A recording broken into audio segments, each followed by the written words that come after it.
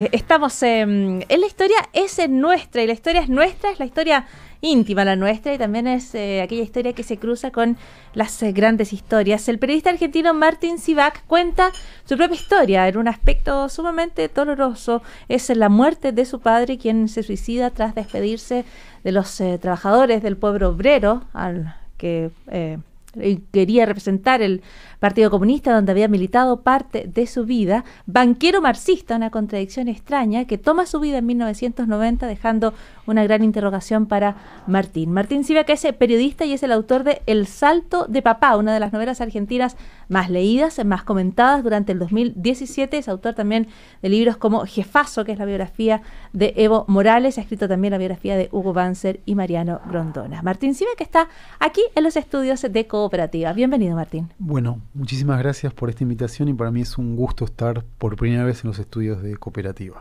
Muchísimas gracias, bienvenido a Cooperativa. Aquí está el libro para quienes están viendo a través de la transmisión en el streaming. Lo han visto en librerías El Salto de Papá, que tiene esta biografía, Moscú, 1988 y 1989. Y aquí hay un argentino muy abrigado que está dispuesto a darle pelea a la vida. Pero esa pelea termina en 1990. Martín, yo pensaba en de qué manera la historia de tu padre es la historia de una Argentina que nosotros también aquí desde Chile hemos visto cambiar tanto en las últimas décadas, ¿no? Sí. ¿De qué manera la historia de tu padre es la historia de una generación y de una idea de Argentina que cambió radicalmente? Sí, quizá fue uno cuando escribe un libro no tiene muy claro cómo se va a leer ese libro. Y lo que ha aparecido en las reseñas, en los comentarios, que por suerte han sido siempre muy generosos con el libro, es de ver esta historia, digamos, con la música de fondo de las dictaduras, de la inestabilidad económica, de los problemas recurrentes de la Argentina. No fue algo deliberado. Yo, que como todos los periodistas he escrito sobre la vida de los otros, me embarqué en esto que fue una excepción, que es escribir sobre la vida, sobre mi propia vida y la historia de mi padre. Obviamente por ese lugar contradictorio y singular de ser una familia marxista y al mismo tiempo ser una familia de dinero, ser dueños de un banco, lo que yo quise explorar es todas las posibilidades de contar un padre. Un padre siempre es un enigma. Puede ser taxista, puede ser periodista, siempre es un enigma. Yo quise contar el enigma del padre y el enigma del suicidio de mi padre. Y sin querer aparecen obviamente los últimos 30, 40 años de historia del país. Tu padre, de hecho, decide terminar con su vida en 1990, que son los momentos en los cuales, y lo pienso también en general en Sudamérica, ¿no? Vamos saliendo de las dictaduras, vamos recuperando la democracia, se viene un buen ciclo de crecimiento económico, estamos viviendo años en los cuales se están cerrando, años muy oscuros, y se supone que lo que viene debería ser más luminoso. Pero hay ahí unas pulsiones subterráneas súper oscuras también. Sí, bueno, en la llamada transición a la democracia en la Argentina hubo un fenómeno muy importante, que es cómo los gobiernos democráticos administraron su relación con el ejército y las Fuerzas Armadas. En el caso de la Argentina, la mano de obra desocupada, es decir, los policías que participaron de la represión ilegal en la década del 70, en la década del 80, encontraron en los secuestros extorsivos una manera de financiarse.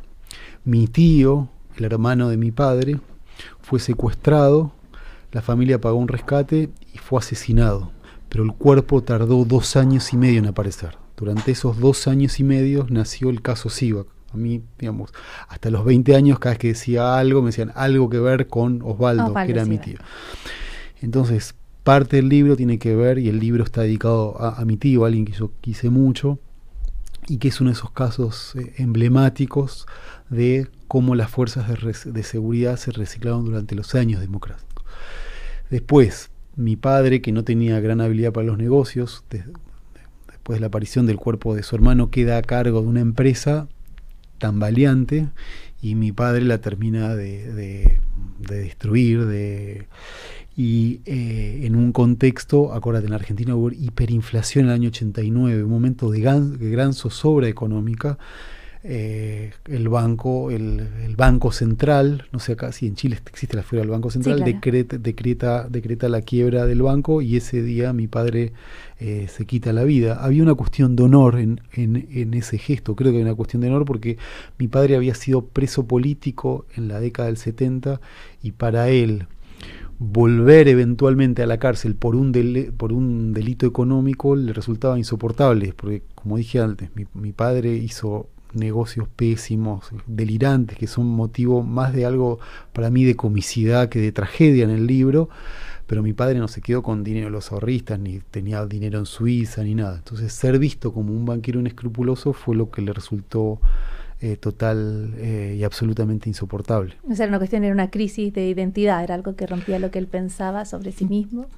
Me parece que pensaba, él tenía claro que él era un mal banquero, pero no era un banquero ladrón, ¿no? No Que era, son no dos era un cosas. sinvergüenza, ¿no? Claro, No, pero ser visto como eso, quizá fue una de las... Igual, digamos, obviamente que cuando mi papá se suicidó yo tenía 15 años, ahí los primeros años sí yo quise saber las razones, como si uno pudiese encontrar las razones.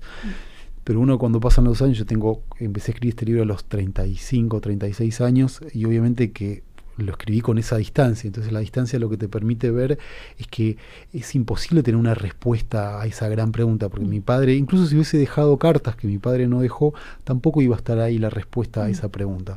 De modo que lejos de regodearme en la tragedia, buscar una razón al suicidio, yo quise contar una historia con sus momentos dolorosos, pero también con sus momentos luminosos, y sin verlo esto como una suerte de regodeo en la tragedia, porque de hecho no es un regodeo en la tragedia, sino es contar la vida de un padre, algo muy universal. De hecho, una de las cosas que viene sucediendo con el libro, que ha tenido muy buena recepción fuera de Argentina, que se lee más como una historia universal que como una historia, porque todos tenemos una relación, o casi todos tenemos una relación con nuestro padre. Entonces eso fue una cosa explícita del libro. Yo quería contar una historia universal. Ahora, hay algo universal en la historia del padre, en cómo marca la muerte, en la certeza de que uno parte buscando una respuesta y lo único que se encuentran son 10 preguntas más. Pero también hay algo muy único respecto al papel que ocupa tu padre. Yo hablo de tu padre a partir de las páginas del libro porque tú diseñas a alguien que es como imposible en América Latina, ¿no? Tú te llamas Ernesto por el Che Guevara, te llamas Sí. Martín Ernesto, ¿no? Y entonces él es una persona de izquierda, él es hijo de comunistas, pero al mismo tiempo el padre arma un negocio financiero, inmobiliario, bancario. Ustedes son una familia que tiene muchísima plata, pero que también, plata decimos nosotros en Chile, tienen plata, digamos, ¿no? No es la mezcla habitual. En América Latina, no, digamos, si tú tienes plata, más bien macrista o qué sé yo, de derecha, y luego ya si no tienes plata está como con el pueblo trabajador, y luego entre medio. Pero ustedes son como un caso único, y tu padre es un personaje muy único en América Latina, ¿no? Porque mi padre entendía que mi padre era dueño de un banco y no se lavaba la cabeza con shampoo, porque era burgués. Porque era algo de... Entonces mi padre vivía con esos mundos duales, y creía que era absolutamente normal poder conciliarlos en una misma vida. Ahora si me preguntas cómo hacía, no sé, yo lo quise contar en el libro porque me parecía que era materia narrativa. Yo tengo una vida totalmente distinta. Yo trabajo de periodista a los 18 años, soy asalariado, soy la típica clase media argentina, y todo ese mundo me parece un mundo totalmente lejano. Fue muy próximo hasta mis 15 años. Claro, 15 años el mundo de tu infancia. El mundo de mi infancia es este mundo delirante. Y después mi vida es una vida mucho más aburrida y gris y monótona. Entonces, en esta monotonía que puede ser la escritura, encontré la manera de explotar todas estas vetas de mi padre cuando quería ganarle a Burger King y Pampernick, llevando una cadena de comida rápida argentina a Polonia para ganarle al capitalismo, es decir, creyendo que desde un banco él estaba luchando contra el capitalismo, contra el imperialismo. Entonces todo ese mundo siempre me pareció no, cuando escribía el libro le encontraba un sentido al libro, y también le encontré mucho del sentido del libro.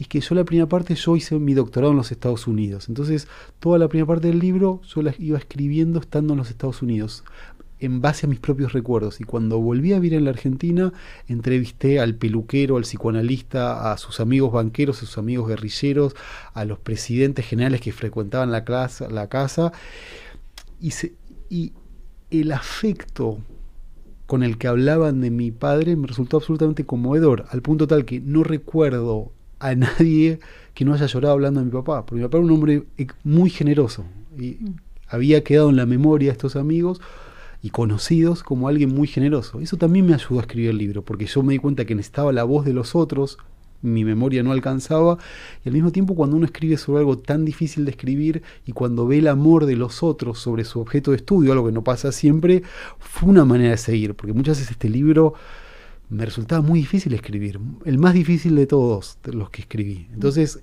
en ese amor por mi padre también encontré una manera de seguir adelante y finalmente terminarlo, que yo en un momento dije, yo este libro nunca lo voy a terminar. Así como vamos, claro. Tú hablas de esas visitas a tu casa, por ejemplo, no sé, Chico Buarque va a la casa, pero van también los mismos militares que habían mandado a detener a tu padre, o los amigos políticos, que hay uno que está encerrado y le alcanza a decir que si ven a tu padre, que le digan que huya. O sea, tiene todo este mundo tan singular, ¿no? Este retrato tan singular. Ahora, tú hablas de dos cosas súper dolorosas en el libro que has mencionado aquí, que es el secuestro de tu tío Osvaldo, que es una tragedia, tal como tú la describes, y la propia muerte de tu padre. Y has tenido que hablar de esto hoy, y ayer, y antes de ayer, y desde que se lanzó el libro. ¿Ya no te duele? ¿Ya no te duele de la misma manera? ¿Cómo logras manejar? Porque me imagino que cuando lloraban los entrevistados, llorabas tú también, es tu papá. Bueno, duele distinto, o sea, fue un gran alivio terminar el libro. Fue un alivio. Yo no creo que la escritura sane. Yo no creo que si uno tiene un gran dolor y lo escribe, se sana o se cura. Uno escribe porque tiene ganas de escribirlo, fue lo que yo hice. Seguramente con el paso del tiempo duele distinto, no deja de doler. Y también es muy extraño. El libro, digamos, yo soy una persona bastante tímida, el libro lo desmiente, pero para mí también fue como, de hecho yo me he encontrado en el subte, en el metro, cuando salió el libro, un amigo, que somos hace 20 años amigos, y me dijo, me enteré de tu vida en tu libro, no, vos no sos un tímido que no cuenta nada. También me pasó eso, también para mí fue algo, es algo de mucha exposición, sobre todo el libro salió en agosto del año pasado en Argentina, entonces fueron meses de mucha exposición y de esa experiencia de ir hacia lugares desconocidos. Hablar de uno mismo es un lugar desconocido y después no siquiera hablar, es escribir, que ya es una enorme carrera, y después hablar sobre lo que uno escribió, o sea que es un doble trabajo, pero volviendo a tu pregunta, el dolor está, tiene otra forma, pero el dolor está. Martín, y de la Argentina de hoy, que tú observas, en la que tú reporteas, de la cual tú sigues escribiendo, sigues tuiteando, ¿cómo está esa Argentina hoy día, que vuelve el fantasma del Fondo Monetario Internacional a sobrevolar el territorio? Macri, que surge como una especie de salvación en algún momento, se lo ve como el fin de un gobierno emplazado por la corrupción y una mirada distinta a la economía, el regreso de las derechas, el regreso de los gobiernos liberales. ¿Cómo está hoy día Argentina en ese escenario?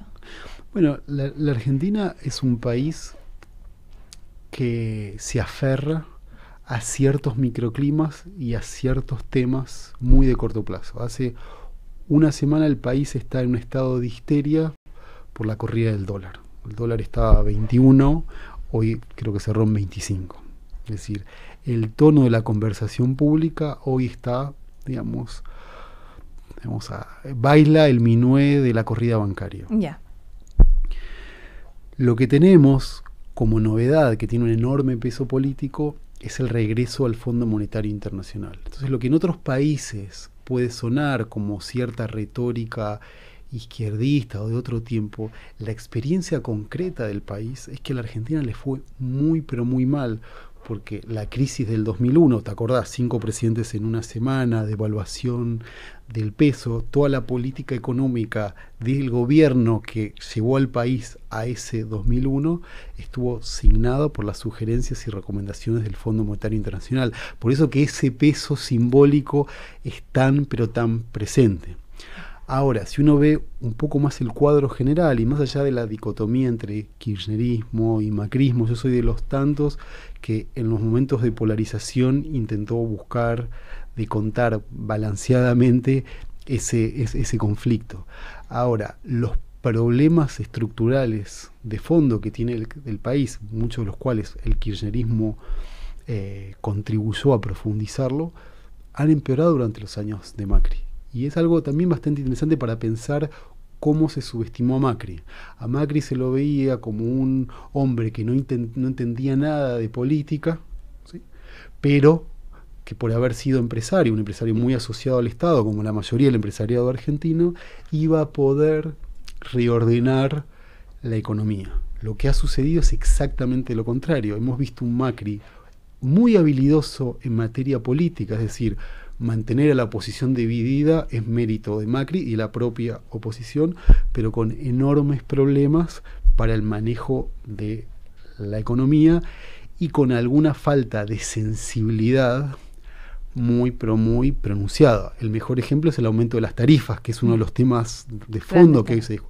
Pensá que te aumenten la tarifa de agua, luz, 40% en un contexto inflacionario donde la inflación, ¿sí?, va por delante del salario. Es decir, los trabajadores que arreglaron un 15% de aumento este año ya saben que la inflación va a ser del 25% este año mínimo.